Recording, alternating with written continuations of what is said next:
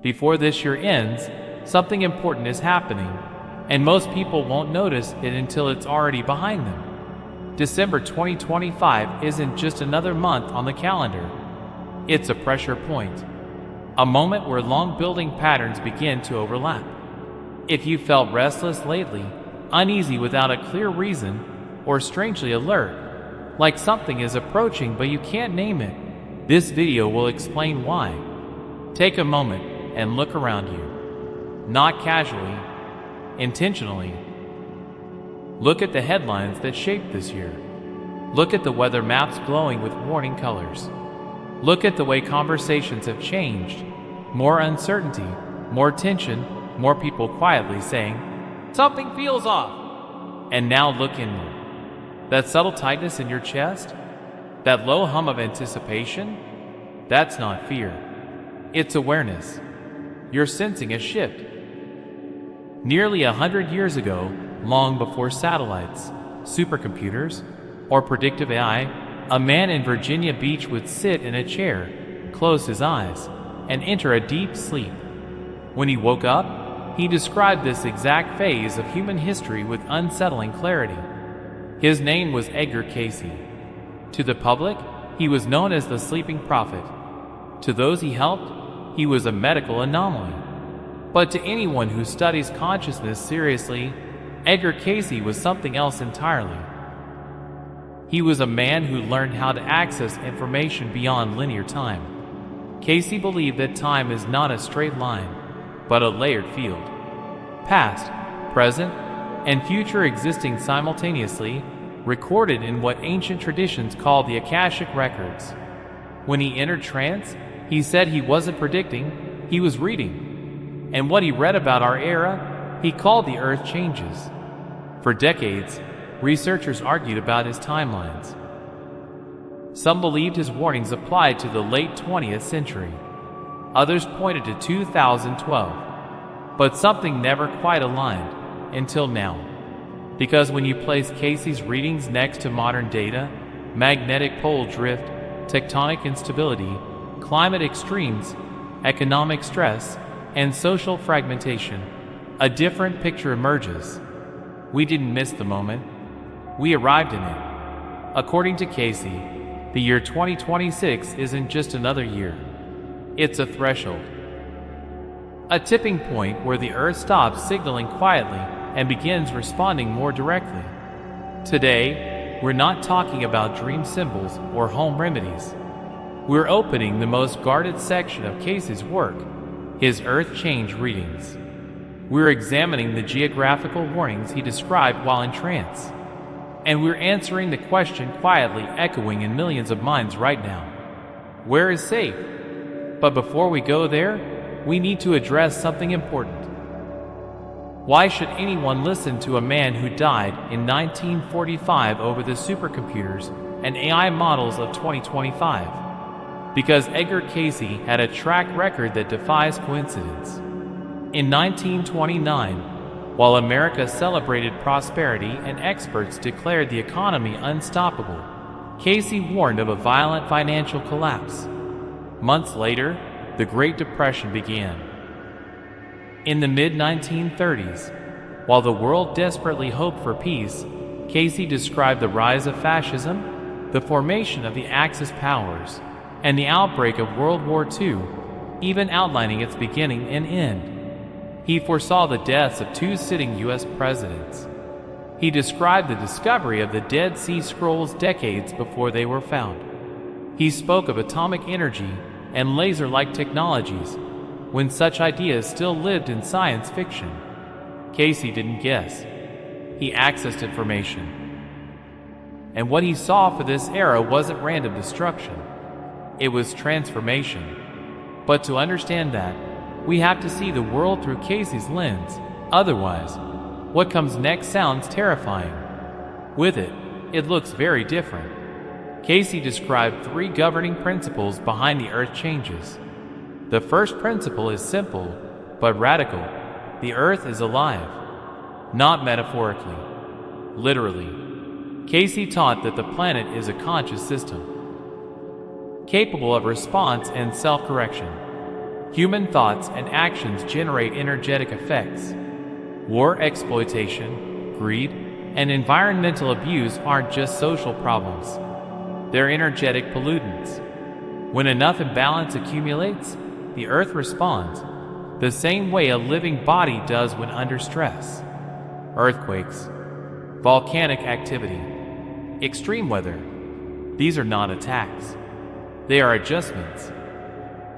The intense patterns we witness throughout 2025 are not signs of nature turning against humanity. They are signs of the planet restoring balance.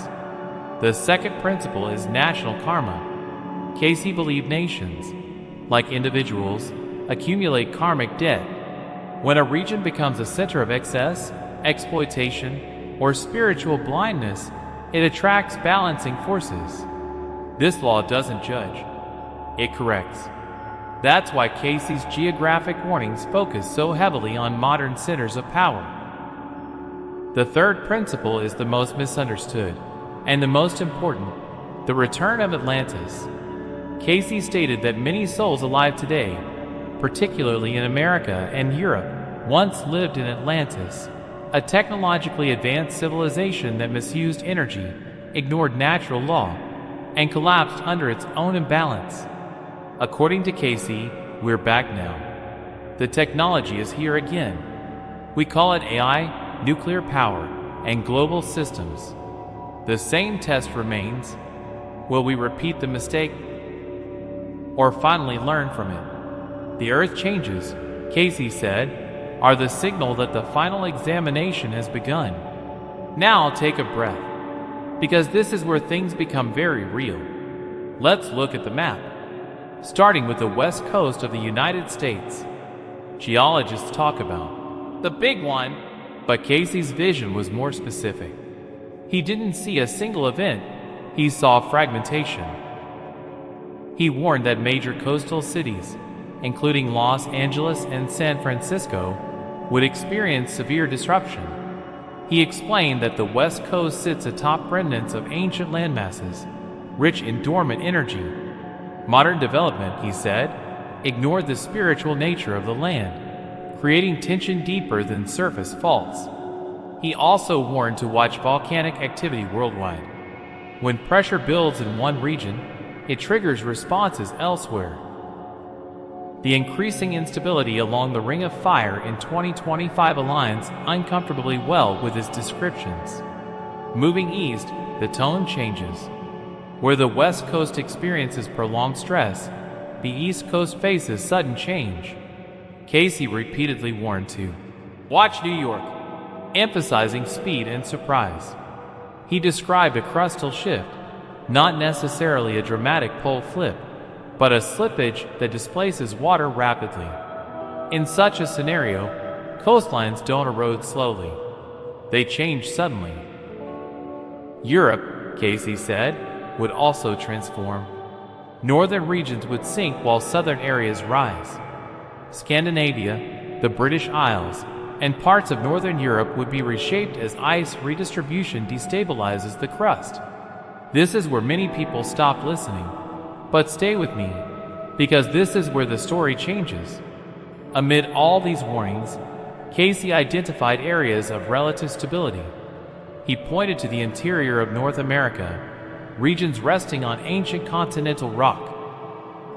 Areas like Ohio, Indiana, Illinois, and parts of Canada. He described these regions becoming centers of agriculture, rebuilding, and continuity. And then there was Russia. In one of his most controversial readings, Cayce stated that from Russia would come the hope of the world, not through ideology, but through spiritual transformation.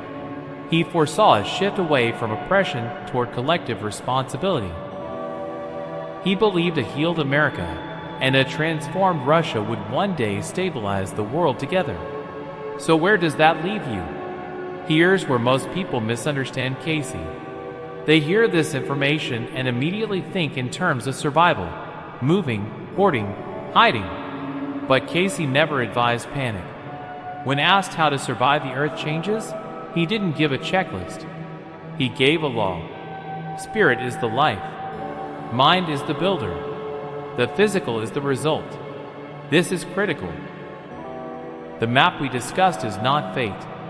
It's probability. And probability responds to consciousness. Your true safety is not geographic. It's vibrational. Fear attracts chaos. Panic narrows perception. But alignment creates guidance. Cayce taught that those who live in balance are guided intuitively. Delayed flights, sudden opportunities, unexpected relocations that quietly move them out of harm's path. This isn't luck. It's resonance. We are entering the age of Aquarius, an era defined not by force, but by awareness. The old way of survival was walls and defenses. The new way is coherence and consciousness. If you're watching this in December 2025, it isn't an accident. Cayce believed many of us volunteered to be here, to hold steadiness while old systems dissolve. Don't look at this map with fear. Look at it with clarity. The earth is shedding an old skin. A new garden is forming, and gardeners are needed. So choose your timeline. If you're ready to participate consciously in what comes next, write these words in the comments. I am ready for the new earth. Let that be your signal, not to the algorithm, but to yourself. Because this story isn't ending. In the next video, we travel to Giza, to the hidden chamber beneath the Sphinx that Cayce said contains the true history of Atlantis and humanity itself. A hall of records waiting to be revealed. The year 2026 is approaching. The map is shifting. But remember, spirit is the life. Stay centered, stay aware, and I'll see you on the other side.